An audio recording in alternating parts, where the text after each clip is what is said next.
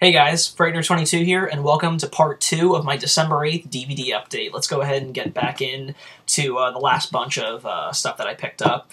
The last thing that I picked up on Black Friday at Walmart wasn't really a Black Friday deal, but I did score it for $5 too. And I thought it was a pretty good pickup. It's a 4-film pack of all 4 of the Substitute films, and this was a cool thing to pick up because I always really enjoy the Substitute films, the ones that I had seen. The only one that I don't really recall seeing is the 3rd and 4th one. I may have seen bits and pieces of the 3rd one, but the 1st and especially the 2nd one definitely are really big in my memories. I was watching them a lot on like HBO and stuff growing up. So I mean, for $5 to have all 4 of them is a pretty good steal. So I'm really excited to revisit the 1st and 2nd one and kind of check out the 3rd and 4th one for what seems to be the first time. So yeah, for $5 it's a cool pickup. Definitely a good find for 4 films.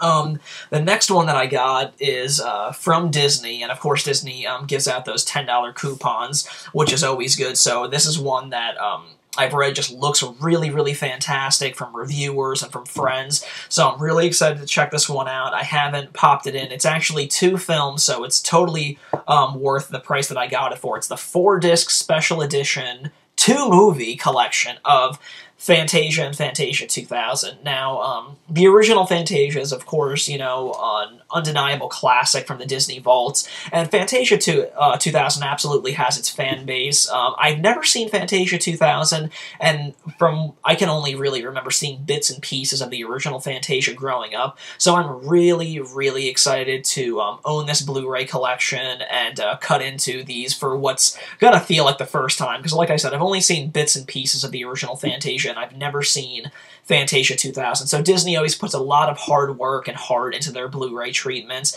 and from what I've read and the screenshots that I've seen, this collection is no exception to the bunch. This is, an incredible, series of 2 films, so I can't wait to cut into this one.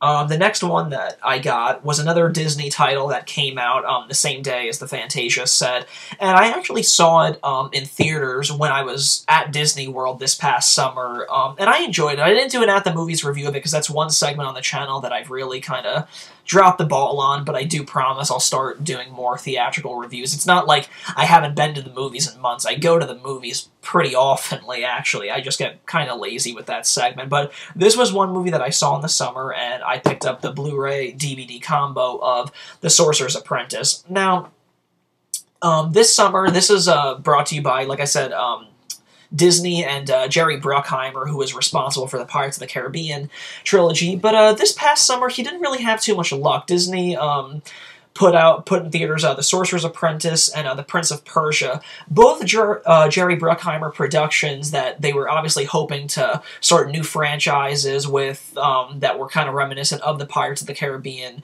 trilogy, and hopefully with luck mocking, or at least having the same success as the Pirates trilogy had, but that didn't really happen. Audiences just really didn't come out to see either film, and both films, I did finally watch Prince of Persia. I know in one of my Blu-ray collection videos I mentioned that I hadn't watched it yet, but I finally got around to watching that, and both these films were a ton of fun. Both of them were really, really fun. Just for some reason or another, they just weren't really, catching the attention of audience members this past summer. I mean, as far as, past summers have gone, yeah, like the summer of 2010 wasn't the biggest compared to, like, the last few summers that we've had, but there were still some pretty decent films. I mean, we had Toy Story 3, and The Sorcerer's Apprentice and Prince of Persia were 2 that I think were kind of underrated films that went by, which was, a real shame, because The Sorcerer's Apprentice it's a fun little film. It's got Nicolas Cage in it, and, Alfred Molina and Jay Baruchel, and it just deals with,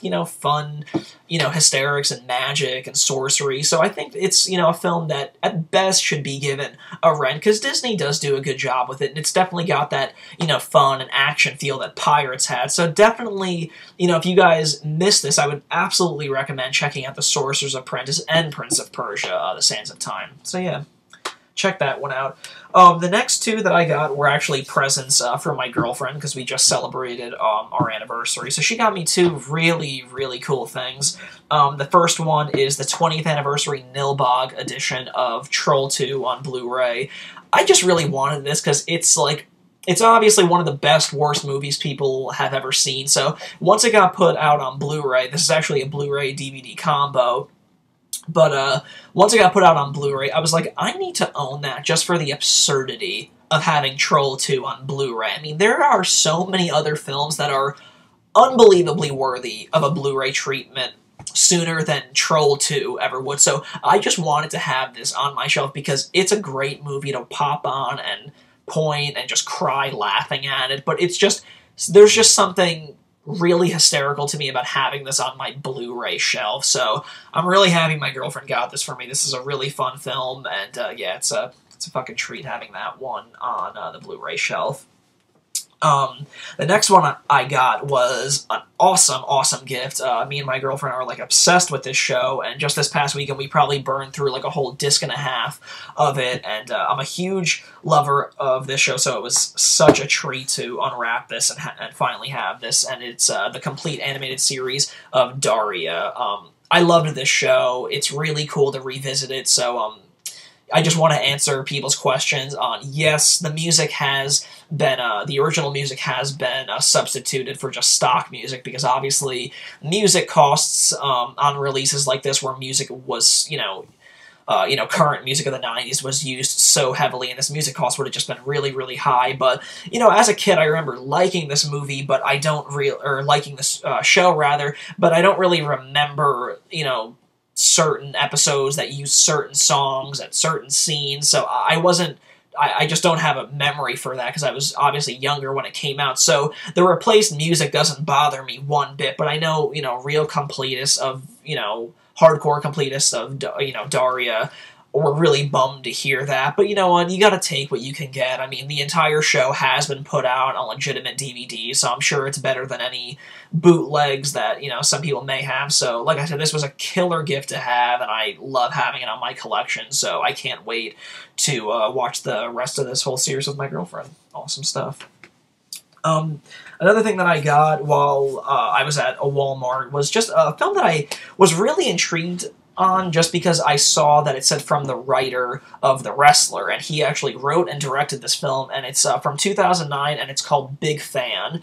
It's a pretty, it's like a dark comedy, a real dark comedy of sorts, and it deals with a guy that's like a hardcore New York Giants fan, like obsessive, and he has, a real, like, obsession with one of the players on the team, so much that he, him and his friend, like, follow him to, like, a strip club, and they kind of get into, like, an altercation with him, and the football player, like, messes the guy up, like, pretty badly, and, people are down his back to sue him, but he doesn't want to because he's such a big lover and supporter of the Giants. So it's, like I said, it's a real black comedy, but it's definitely got the feel of another similar film like this called The Fan that Tony Scott directed that had Robert De Niro and Wesley Snipes in.